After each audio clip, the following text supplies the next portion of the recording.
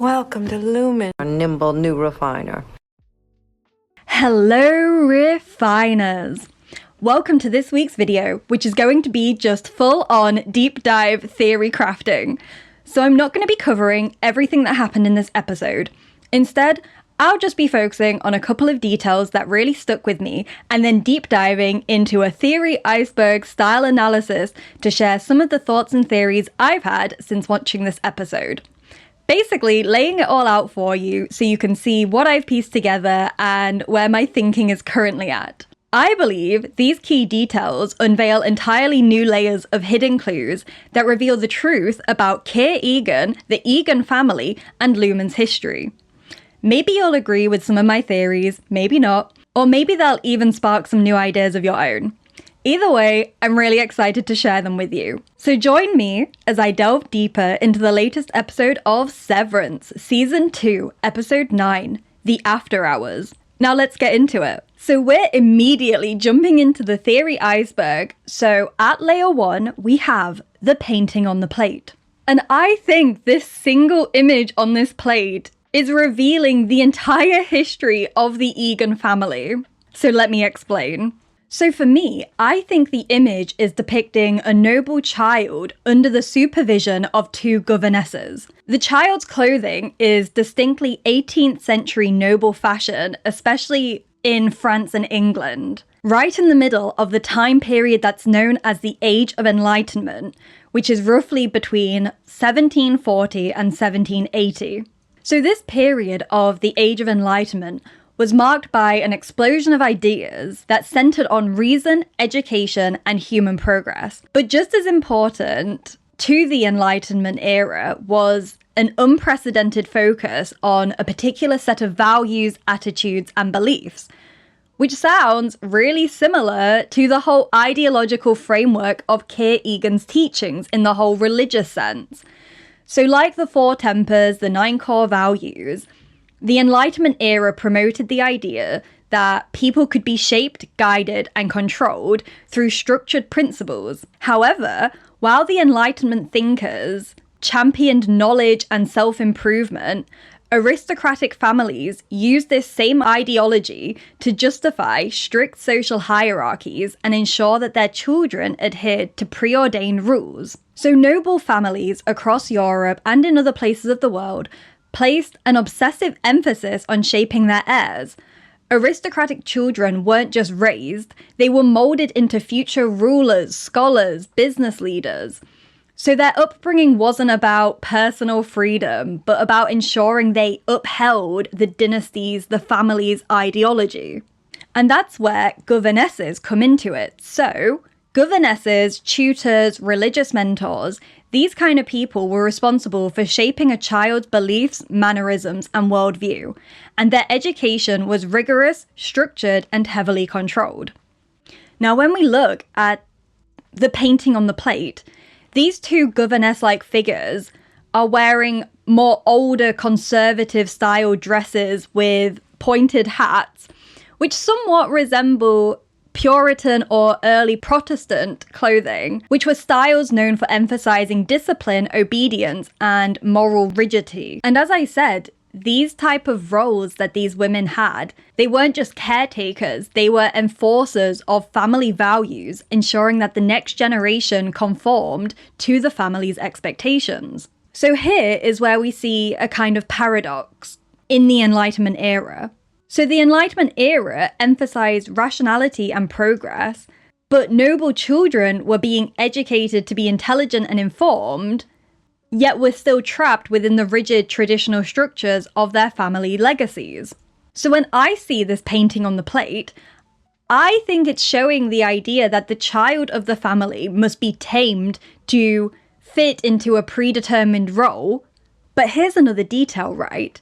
So although the child's clothing suggests it's from the 18th century, the painting on the plate itself was likely created later in the 19th century, which was also during a time when aristocratic wealthy families were losing power due to industrialization, which led them to be desperate to hold on to their legacy status that they had. And it was during the 19th century when noble families began commissioning paintings that purposely romanticized their past. So when this artistic trend began. So the whole point of having romanticized paintings was so that they were carefully constructed to reinforce, uphold the image that the family wanted to present.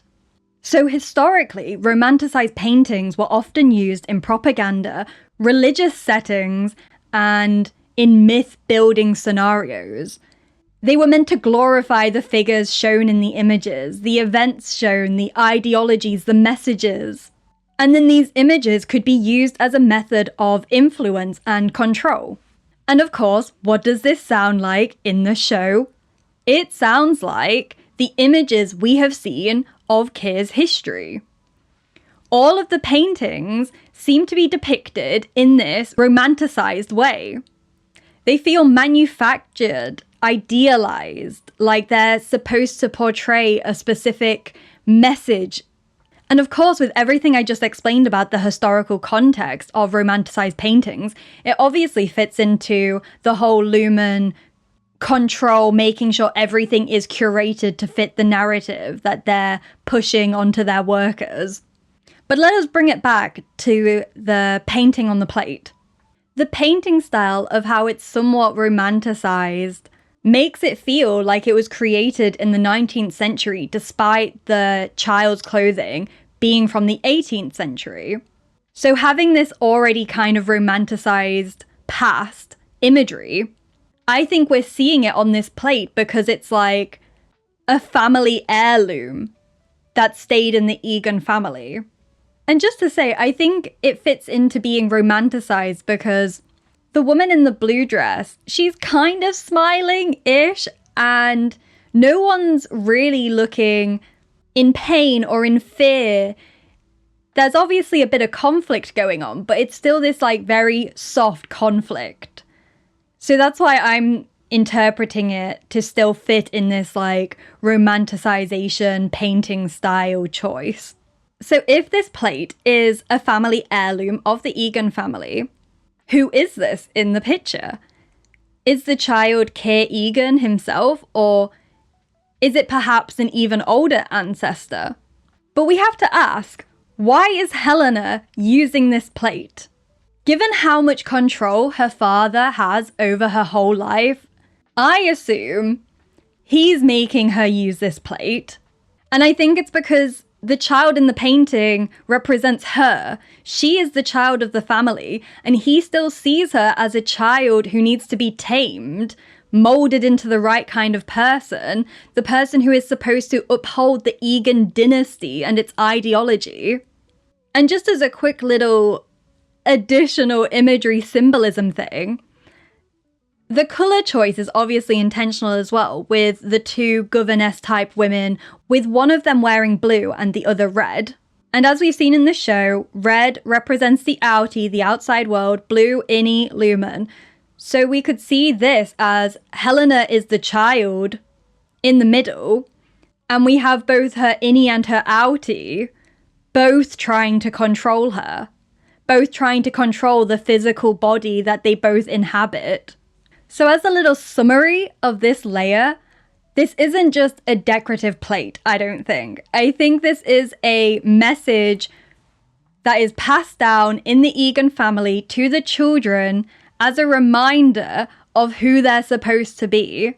And we see how James clearly is still so disappointed in Helena and sees her as a child who is not ready, is not worthy to take on the Eagan Lumon mantle.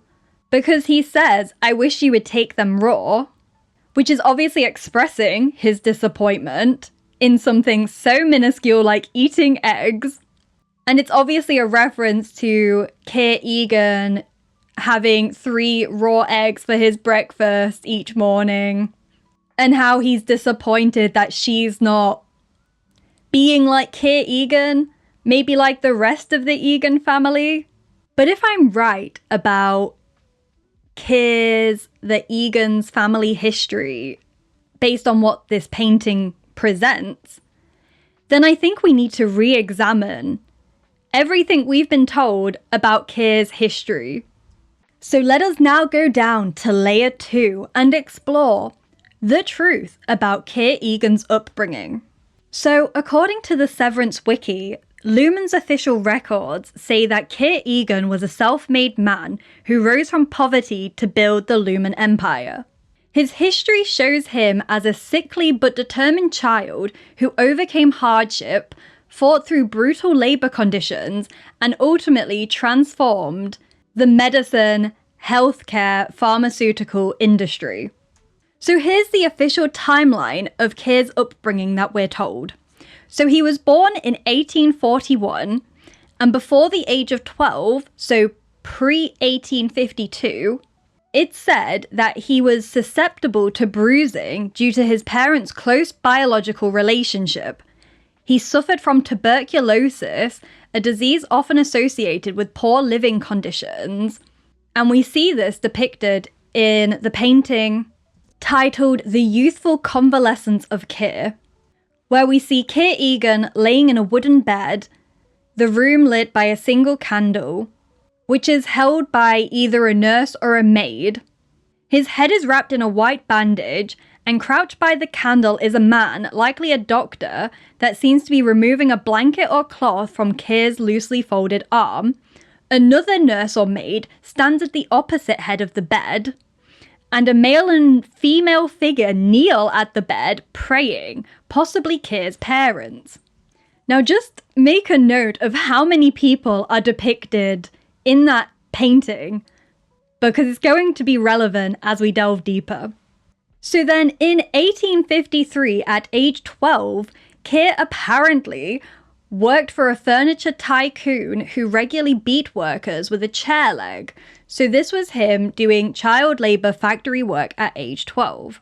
Now at some point between the age of 12 at this furniture job and before his early 20s is when he apparently worked as a stewman in an ether factory, which is where he met Imogen, which we see in the painting The Courtship of Keir and Imogen. Then it said, in his early 20s, Keir became a military doctor.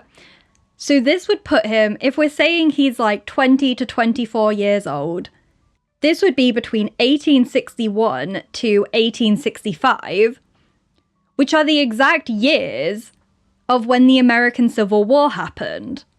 So I think it's safe to assume this was during the American Civil War. And it is during his time as a military doctor where it's believed Keir witnessed the agony and suffering of wounded soldiers, which created his initial idea of Lumon the company.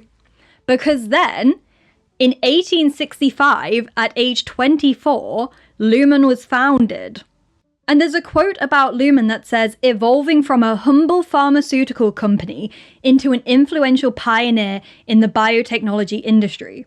So, at the time when Lumon was founded, it was just a humble pharmaceutical company. Now, I don't know about you, but some of these details in his history don't seem to add up. How was he supposedly a child from poverty, but had all of these people surrounding his bed when he was ill? How was he able to have these doctors, nurses, all tending to him before the age of 12? And then how did he just suddenly become a military doctor when he was 20 years old? Now, I don't know about you, but I don't think there were many children in the early 1800s who grew up in poverty, but then somehow were able to become military doctors. So for me, this is when I'm now questioning what's true and what's been altered in all of Keir's history.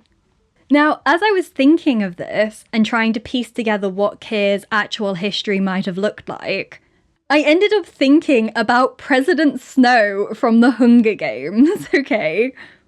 So, in the Hunger Games series, there's a prequel book called The Ballad of Songbirds and Snakes, and it basically just explores who President Snow was when he was growing up and how he became the President Snow we see in the Hunger Games.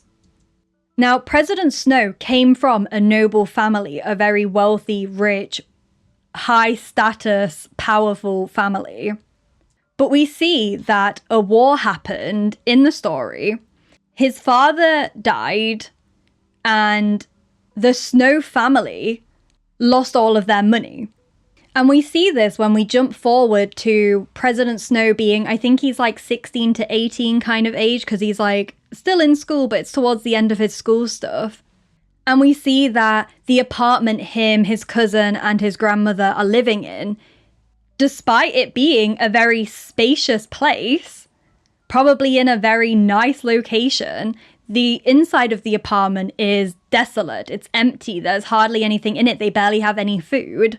And we see how Snow has been hiding the truth about his family's poverty in society. So we see him speaking to his school classmates, and he's still trying to maintain this status, power, wealth that his family used to have. And then, of course, we end up seeing how he is able to restore his family's financial status, because obviously we know he becomes President Snow.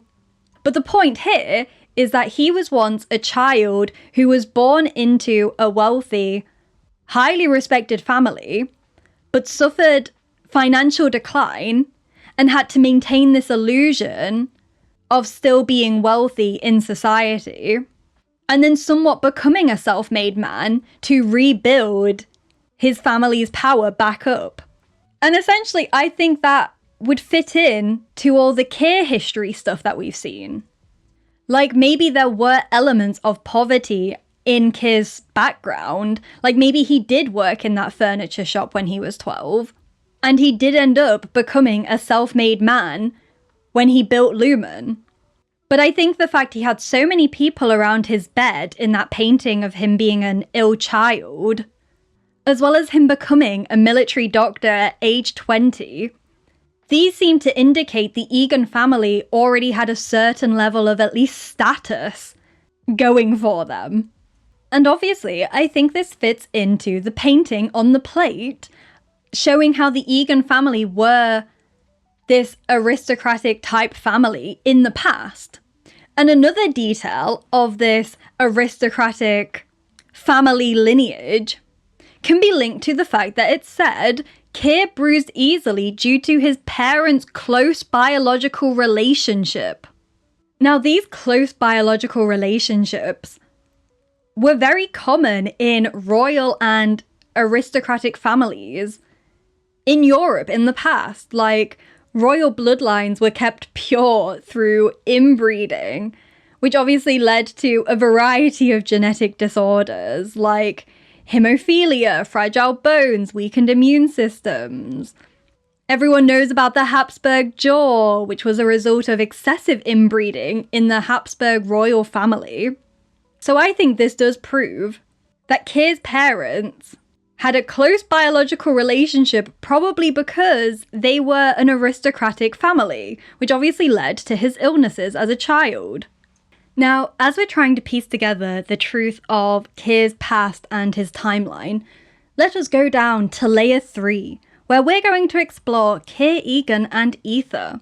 Now, in my last video for episode 8, I did a whole deep dive theory iceberg for everything to do with Ether. So if you want more detailed Ether history, theory stuff, you can go and check out that video. I'll link it above. But here I'm just going to present a brief historical timeline of key important events and dates. So in 1842, Dr. Crawford Long discovered ether's pain-killing effects after noticing that people at ether parties, which is where people would inhale ether recreationally, felt no pain when injured. He performed the first surgical procedure using ether as a medical anesthetic on James Venable, painlessly removing a tumour. But it wasn't until 1846 when ether was widely publicly introduced as anesthetic in the medical world. So it was a dentist, William Morton, who used ether to extract a tooth painlessly. And weeks later, a Dr. John Warren performed a public surgery, again using ether on the patient, proving it worked. And at the time, ether was hailed as the savior of medicine, as it allowed slow, careful operations instead of rushed, agonizing procedures. And then In 1861 to 1865, which is during the American Civil War, tens of thousands of soldiers underwent amputations and surgeries using either ether or chloroform. So it became a necessary tool for military doctors, like Keir Eagan. So I now believe that Keir Eagan was only first introduced to ether when he was a military doctor in the war, because that would all make sense. Now, as we've explored, I do think the parts of Keir's past which feature him suffering were probably true. He probably was ill as a child. I now think his family were once a wealthy family, but probably maybe lost their money, which would make sense how he already had this personal deep connection to suffering in his life.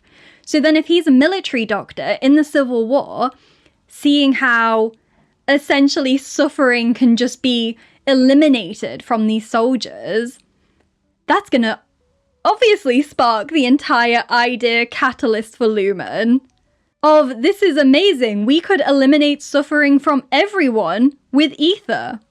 And as I explored in my previous video as well that I mentioned with the whole ether deep dive theory iceberg stuff, I think the whole concept of Dita and the four tempers and maybe the whole religious aspect came into it as a result of Keir doing ether, but then having maybe this internal conflict with himself where it was freeing him from suffering, but he also didn't like how he behaved when he was on it, which is like the Dita side of himself, the side needing to be tamed. And we see how this whole focus on ending suffering in Keir's ideology is reinforced. We see the Keir license plates, which have a Latin inscription on it saying Remedium Hominibus, which translates to a cure for mankind. So we can see how this all makes sense. Like, he would genuinely believe that ether is a cure for mankind because it removes humanity's suffering.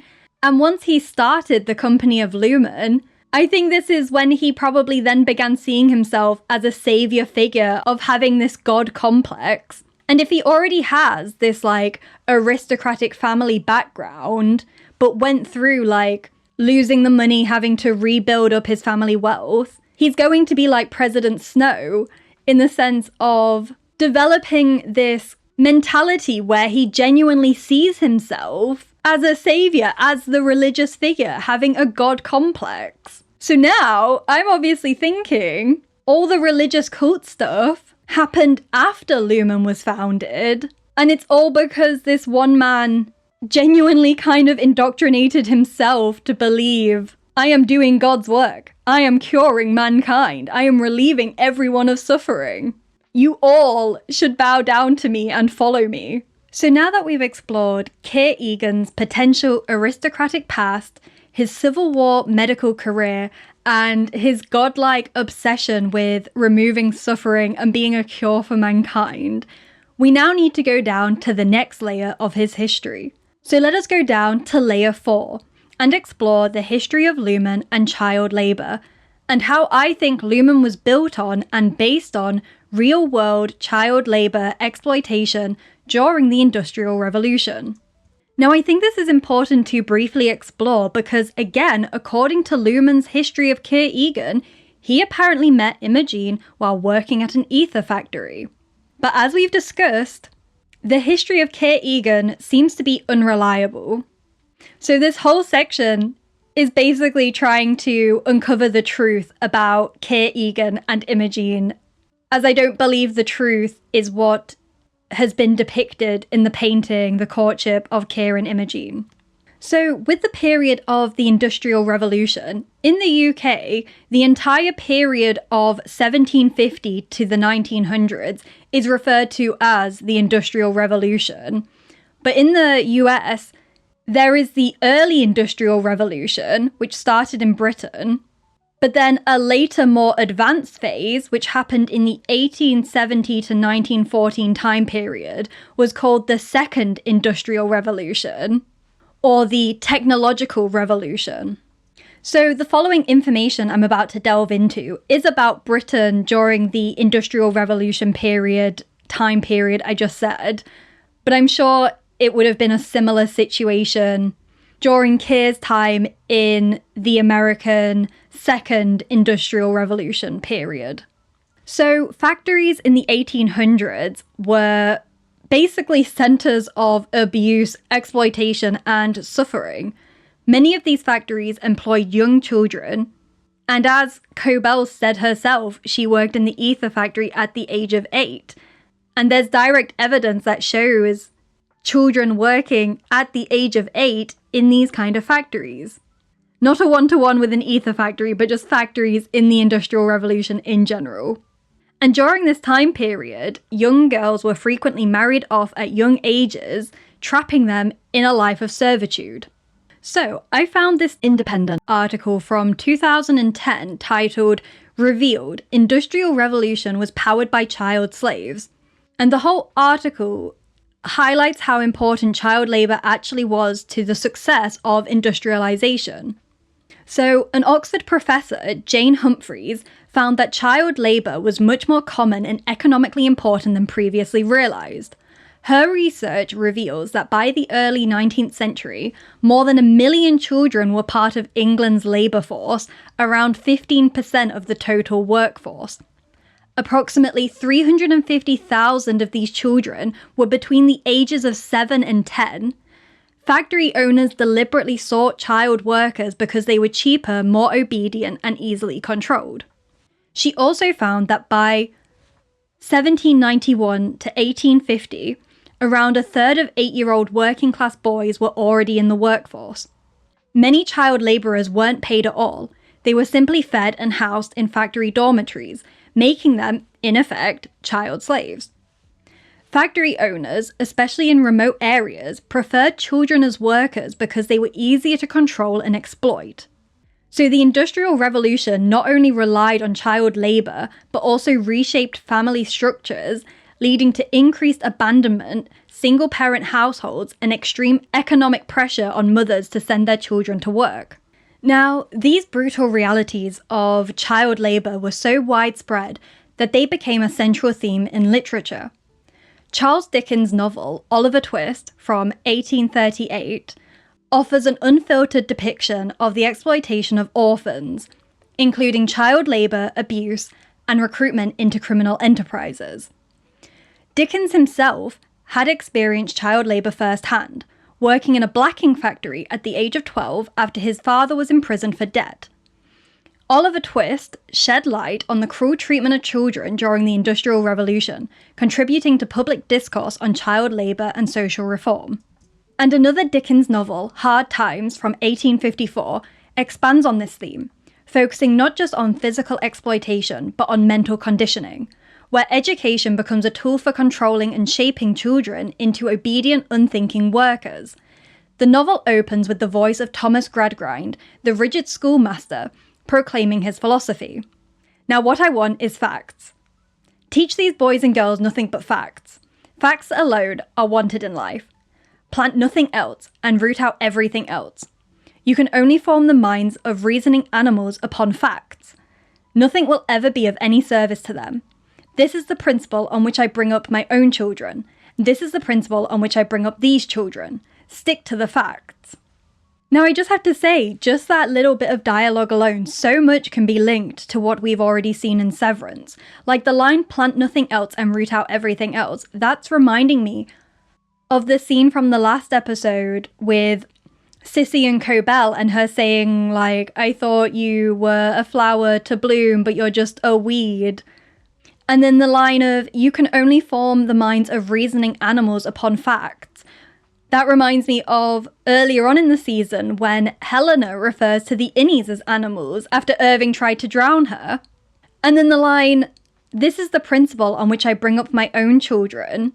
And this is the principle on which I bring up these children. That sounds so reminiscent of the Keir teachings where he's proclaiming like, my children, like, you should be following all of these principles I've laid out, my children, because I'm treating you all as my children. Now, in the novel Hard Times, Gradgrind's belief is that children should be emptied of imagination and filled with only facts. He conditions his students to be mechanical, obedient, and unthinking. And again, we see this with how the Keir teachings are and how Lumon are, how they're training their children to abandon personal identity and submit to their doctrine. And we saw just that happen in this episode with Miss Huang. She's being conditioned into absolute compliance by having to break her toy to show that she's not a child anymore and just accept that she's suddenly now being sent away, moved away, without even being told beforehand. So all of this mirrors Gradgrind's system of forcing children into rigid conformity, and how it's removing any trace of personal expression or resistance. So I think what we see here is both systems are built on the same idea that individuals should exist only to serve a higher purpose, whether as factory workers in the novel Hard Times, or as workers at Lumon. Now, that Oxford professor, Jane Humphreys, that I mentioned in the Independent article, I actually found another piece of work by hers in the World Bank Economic Review, which was titled Child Labour, Lessons from the Historical Experience of Today's Industrial Economies. And in there, she said, today and historically, orphaned and fatherless children and those in large families are most vulnerable. Now, what stuck out to me here was the word fatherless. So in the show Severance so far, I think the only references to father have been when Helena and Mr. Drummond were talking about, are you going to tell father? Father encourages it. As well as Jane referring to Keir Eagan as the grandfather. But I don't think any other character has ever mentioned the word father. And in contrast to this, we've had many mentions of the word mother. We of course have the question when they first wake up on the Severance table, which is, what are or were the colour of your mother's eyes? We get Cobell again in the first episode saying the whole, my mother was an atheist, and then later saying, my mother was a Catholic. And then of course, last episode, episode 8 of this season, we saw all of Cobell's backstory all to do with her mother. And back in episode 3 of this season, when Mark and Ragabi are doing the reintegration stuff in his basement and she's asking him the questions, she first asks, what was your mother's name? And then, what was the colour of her eyes? So we've got all these mentions to mother figures, the word mother being used, but yet the only time the word father has been used has just been about Keir Eagan and James Eagan. Now, I don't know what this means. I'm just pointing it out because I think it's definitely notable. I know there's some theories about maybe there being a secret Eagan that we're going to find out about. You know, there's a reason maybe why Cobell's father hasn't been mentioned. Is she the secret Eagan? And I don't have any definitive theories or thoughts about this at the minute, but I think it's just something to note that the only time father has been used in this entire show, I think, is just in regards to James Eagan and Keir being the grandfather. But now let me get back on track and link this back up to where we started. This is all to do with the painting, The Courtship of Keir and Imogen. Now, everything I just explained to you about the realities of child labour in factories during the time period when Keir first started Lumon, I now believe The Courtship of Keir and Imogen painting happened after the founding of Lumon, and that Imogen was working at one of Keir's ether factories, and that is how he met her.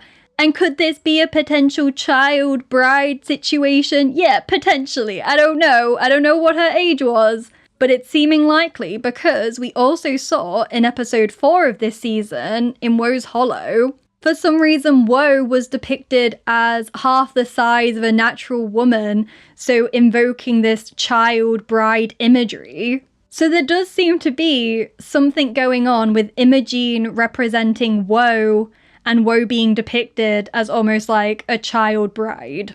And if she was a child bride, this would make sense why she's depicted as Woe, because she's like the embodiment of sorrow, just being chosen to be his bride at a young age.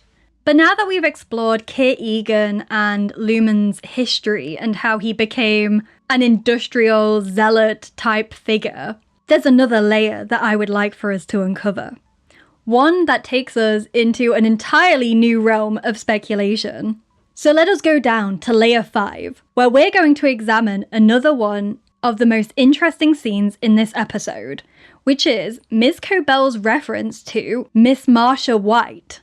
So we see the scene play out like this. Cobell says, "We're going to Cottage 5, to which the security woman says, "I don't have anyone scheduled."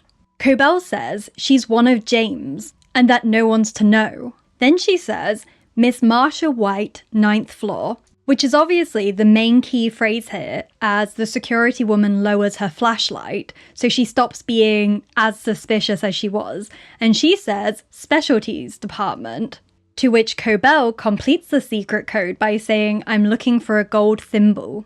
And that's then when the security woman lets them go through. So what does this all mean? Now, I'm sure by the time you're watching my video, you all already know this is a direct reference to the Twilight Zone episode titled The After Hours, which is obviously the same title as this episode of Severance. But let me give you just a quick breakdown of what happened in this Twilight Zone episode, because I think the context is important to help us try to figure out how it plays in to this specific code dialogue scene in the Severance episode. So, in the episode of the Twilight Zone, we see this woman going into a department store, and we see the elevator operator asking her, "What in particular were you looking for?" To which she replies, "Thimbles. Gold thimbles, you had them advertised." And he says, "That would be specialties, ma'am. The 9th floor." Now, as she's going up to the 9th floor, we as viewers see that there is no 9th floor shown on the elevator, but yet she still ends up arriving on a floor where it's just completely empty. Now, a saleswoman ends up arriving on the floor just as if by magic, and the only thing they have for sale is a gold thimble. Now, Marsha White ends up buying the gold thimble, gets in the elevator to leave, realizes that the thimble is like scratched, dinted, etc., and wants to return it. So she speaks to the department store manager, and he's saying, "Well, why don't you take it back, like to the 9th floor, because there is no 9th floor," kind of thing. And as they're having this little altercation, Marsha White then sees a mannequin, which is the woman that sold her the gold thimble. And this, of course, makes her so shocked to see that she ends up needing to lie down and take a rest in some room somewhere of the department store. And she ends up waking up, and the department store is now closed, and she can't get out. But that's when all the mannequins end up coming to life and talking to Marsha and saying, "Don't you remember? You need to remember now." And she ends up remembering that she is a mannequin.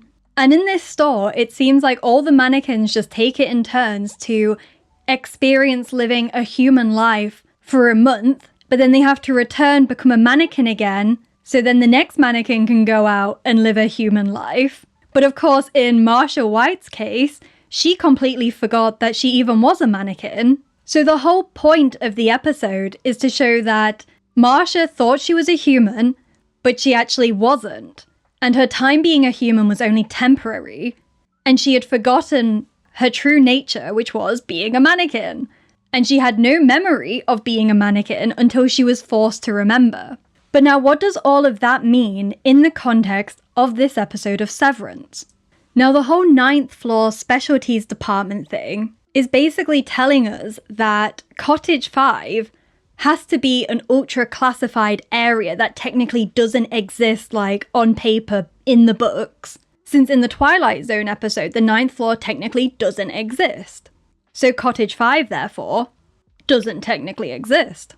But we have to ask, why are these Innie-activated, giving birth people situations highly classified? Now, Cobell says she's one of James, and I think this could imply a few different things, as well as probably things I obviously haven't even considered.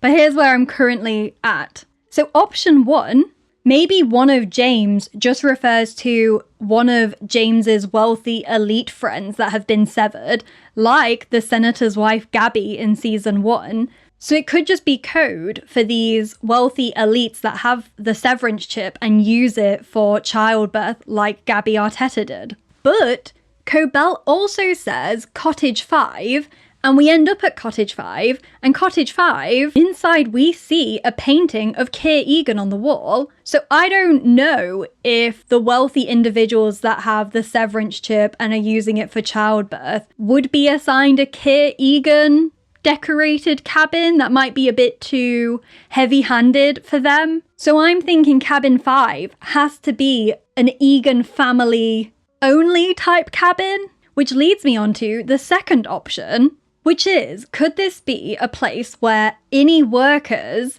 have been impregnated by James Eagan, and this is where they take them to give birth? But this doesn't fully make sense to me, right? Because if James Eagan is sleeping with Innie-only women when they're at work at Lumon, if we're taking Devon being the example here in this scenario, Devon went to work, became an Innie, got pregnant, and now she's being driven to a cabin so that her Innie can be switched on to give birth.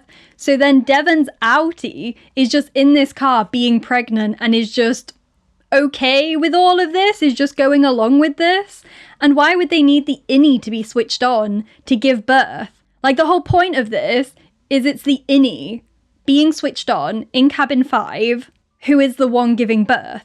So James just sleeping with regular people but in their Innie form and getting the Innie pregnant doesn't seem to make sense in this whole cabin switching on the Innie version to give birth thing. So then I thought, well then how does it make sense? How would it make sense? Like, how would it fit in? So here is my option 3. What if this is a place for an Innie pregnancy? This is gonna melt my brain trying to explain this verbally, but I hope it's going to make sense. So if we use Gemma as the example, because we've now seen Gemma down on the testing floor having multiple Innies. So what if one of those Innies got pregnant and then they switch on a different Innie to drive them to the birthing place where the original Innie who got pregnant wakes up to give birth? Because then the outie, Gemma herself, would be completely unaware of any of it. She wouldn't be the one traveling in the car like we see with Devon. She wouldn't know where she's going, what's up. She would be completely unaware. And I think this theory better mirrors the whole Marsha White reference, because the whole thing with Marsha White is that she got to live as a human, but she was actually a mannequin, so she was never human at all. So if we're applying that to an Innie and Innie situation, we take like the Gemma going to the dentist. If it's like dentist Gemma that's being driven to the birthing retreat, she's obviously blissfully unaware that she's not a human, but she doesn't realize that she's just like a mannequin. And then if the other Innie, like the Gemma from like the Christmas room, gets switched on to give birth, it's the same scenario. They're like getting to live as outie humans, but they're not actually humans. They've been mannequins, they've been Innies this whole time. I don't know if this is making any sense. Basically, I think the whole Marsha White reference is suggesting that Lumon's Severance stuff, in the context of this birthing cabin place, seems to be the existence of Innie individuals, Innie-only individuals, who are unaware of their true identity, which is not having an outie counterpart, just like Marsha's realization she was never human and was just a mannequin. So it's like realizing you don't have an outie counterpart, you are just an Innie. And I think, in the context of this scene, and how this is all about a place to give birth at, I think it has to be pointing towards an Innie pregnancy experience, where one severed Innie consciousness gets pregnant, carries the child, and another gives birth, and neither is aware of the other's existence, let alone the fact that they probably don't even have an outie counterpart in the outside world. And this would allow Lumon to completely bypass the outie's involvement in all this pregnancy stuff, making reproduction an entirely controlled process by Lumon. So, if this is what Lumon is doing, right, this means they've created a way to reproduce and raise children using severed only Innie consciousnesses, which obviously opens up so many more darker implications. Like, who owns these children? Do these Innies even have outies anymore? Is this the fate for Gemma? Is she gonna become just a full Innie-only human vessel to be used for reproduction purposes? And what is this making me think of? This is making me think of that line in episode 7 where the creepy doctor dentist man, Dr. Maurer, says to Gemma, Mark will benefit from the world you're siring. Now, the word siring itself means to become the male parent of an animal or the father of a child. So, it means only a male parent or father. So Gemma can't be the one siring because she is not male. She can't be the father.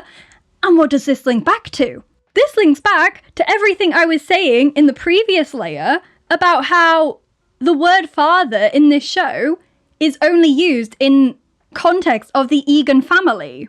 So now I'm thinking, what if James Eagan is wanting to create all of these Eagan offspring with Innie-only human vessels, where the outie has not a single recollection about it or doesn't even exist anymore? Now, I've shared my theory about Cold Harbour in multiple videos, but I basically think, yeah, it's going to be Gemma's death, but I think it's just going to be Gemma as an outie death. I think her human physical body is still going to exist, but they're just going to block or remove the outie side of her. So all that's left are these different Innie versions, which they can then just do whatever with. And now I'm thinking, what if the whole thing literally is just siring, is just having her be like a birthing machine for them or something? I don't know.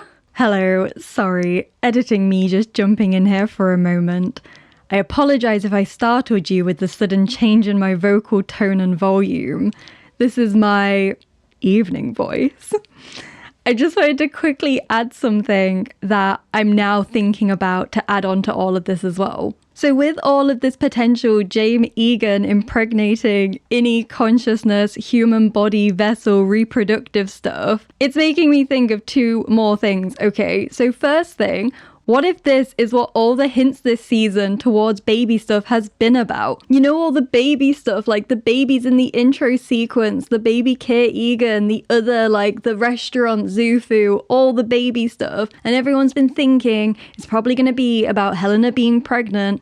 But what if that's been a red herring this entire time and it's actually about James Eagan making all of these offspring with these Innie consciousness human vessels? So then, the baby Keir Eagan in the intro is still going to be a baby Keir Eagan because it's still the Eagan family, but we've been looking at the wrong Eagan family member this whole time. And then secondly, what if this is connected to the goats? What if this is what the goats are about? What if they've been raising baby goats to maybe practice being able to raise actual babies, human babies? And this is when you know you've reached the final layer of my theory iceberg stuff, because by this point in the video, even now as I'm editing, my brain is still full on melting with all of this theory crafting, connection making that my brain is just doing. Anyway, I will let daytime me finish up this video. But now, before I descend into further madness, let me leave you with this thought to ponder on while we wait for the final episode. So we've seen throughout Severance that the core question has always been, who are you? For both the Innies and outies. But after this episode, I think we need to take it a step further.